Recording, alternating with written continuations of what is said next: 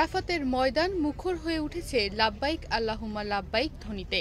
সূর্যোদয় থেকে সূর্যাস্ত পর্যন্ত এ ময়দানে অবস্থান করবেন বিশ্বের ১.৫ শতাধিক দেশ থেকে আসা ১.৫ মিলিয়ন মুসল্লি।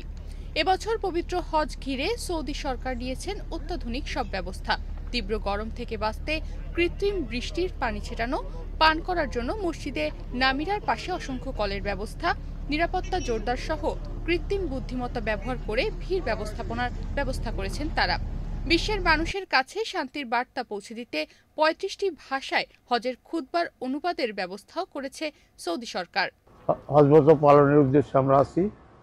আলহামদুলিল্লাহ আমরা খুব ভালো আছি। এখানকার পরিবেশ খুব ভালো। আমি বাংলাদেশের জয়পুরহাট জেলা থেকে আসি। আমি বর্তমানে আরাফাতের ময়দানের তাঁবুতে অবস্থান করছি। হজ পালনের উদ্দেশ্যে আমরা আসছি এবং আল্লাহর সান্নিধ্য পাওয়ার জন্য এখানে বিভিন্ন দোয়া কলমা।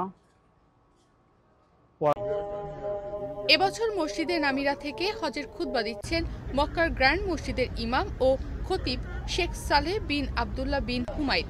খুতবার পরই বিশ্ববাসীর কল্যাণ কামনা করে দোয়া করবেন তিনি। বিশ্বের ৩৫টি ভাষার মানুষের জন্য তা অনুবাদ সরাসরি প্রচার করছে সৌদি কর্তৃপক্ষ। বাংলায় খুতবার অনুবাদ করছেন ডক্টর আ.ফ.ম. ওয়াহিদুল আলম এর নেতৃত্বে মক্কার উম্মুল খোরা বিশ্ববিদ্যালয়ে অধ্যয়নরত বাংলাদেশি ৪ জন ছাত্র। আরাফাতে জোহর ও আসরের নামাজ একসঙ্গেই পড়বেন সবাই। এরপর রওনা হবেন মুজদালিফার উদ্দেশ্যে, যেখানে রাত কাটাবেন খোলা আকাশের নিচে। আরাফার দিন এমন এক ঐতিহাসিক দিন যেদিন হযরত আদম আলাইহিসসালাম ও হাওয়া আলাইহিসসালাম আরাফাতের ময়দানে পুনর্মিলিত হয়েছিলেন।